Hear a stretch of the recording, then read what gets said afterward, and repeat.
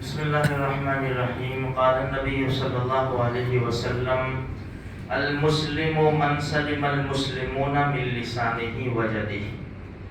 نبی کریم صلی اللہ علیہ وسلم نے ارشاد فرمایا کہ مسلمان تو وہ ہے جن کے ہاتھوں اور زبان سے دوسرے مسلمان محفوظ رہے.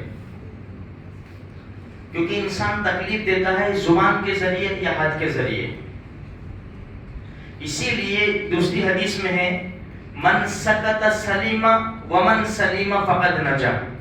جو چپ رہا وہ سلامت رہا اور جو سلامت رہا اس نے نجات پائی.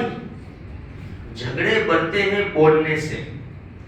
ہم یہ سوچیں میں اینٹ کا جواب پتھر سے دوں تو جھگڑے کم نہیں ہوں گے, جھگڑے بڑھیں گے. اور دیکھو میرے بھائیوں, جب انسان جھگڑتا ہے نا کسی سے تو وہ سوچتا نہیں میں کیا بول رہا ہوں. دو بھائی بھی لڑتے ہیں, حقیقی بھائی, سگے بھائی, ایک دوسرے کو ماں بہن کی گالی دیتے ہیں. آپ دیکھنا, کیونکہ دونوں سگے حقیقی بھائی ہیں. جو اس کی ماں ہے وہ اس کی ماں ہے, جو اس کی بہن ہے جو اس کی بہن ہے. اندازہ لگاؤ. بخاری شریف کی روایت ہے, عبداللہ ابن عمر رضی اللہ تعالیٰ عنہ فرماتے ہیں کہ اللہ کے رسول صلی اللہ علیہ وسلم نے ارشاد فرمایا کبیرہ گناہوں میں سے یہ ہے کہ مرد اپنے باپ پر لعنت کرے. انسان اپنے خود کے باپ کے اوپر لعنت کرے, گالی دے, برا بھلا کرے. صحابہ نے کہا یا رسول اللہ یہ کیسے ہو سکتا ہے کہ مرد اپنے باپ کو برا بھلا کہے, لعنت کرے؟ یہ تو تصور نہیں تھا.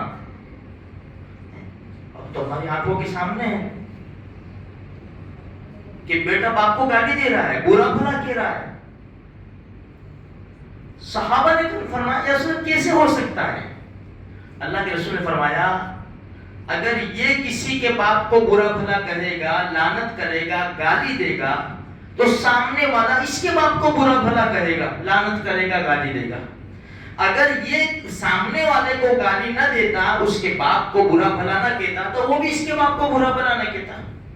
تو گویا اس نے خود نے اپنے باپ کو برا بھلا کہا اور لعنت کی. تو میرے بھائیو, بڑے عجیب انداز سے رحمت والے نبی صلی اللہ علیہ وسلم نے ہمیں سمجھایا ہے کہ آپس کے جھگڑے بڑے خطرناک ہیں. اس میں انسان کیا بولتا ہے, کیا کرتا ہے, اسے سمجھ میں نہیں آتا. اسی لیے ہمیں کیا کہا, بولنے سے پہلے سوچو.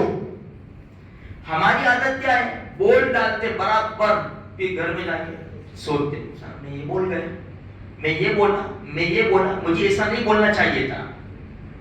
اب گئی بندوق کی نالی سے گولی نکل گئی, بکری کے تھنوں سے دودھ نکل گیا, اب نہیں آ سکتا واپس.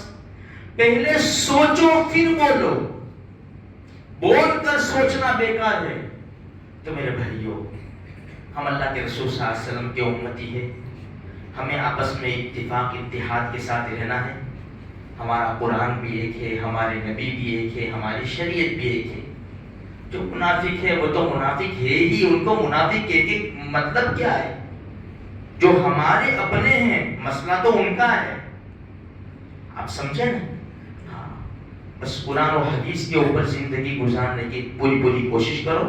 اپنی زبان کو لگام دو. اپنی زبان سے نہ گھر میں کسی کو برا بھلا کہے, نہ باہر کسی کو برا بھلا کہے. اللہ کے رسول کی بات یاد رکھو, جو چپ رہا وہ سلامت رہا, اور جو سلامت رہا اس نے نجات پائی. اللہ تبارک و تعالی ہر بری بات بولنے سے, کہنے سے میری آپ کی سارے مسلمانوں کی حفاظت کرے.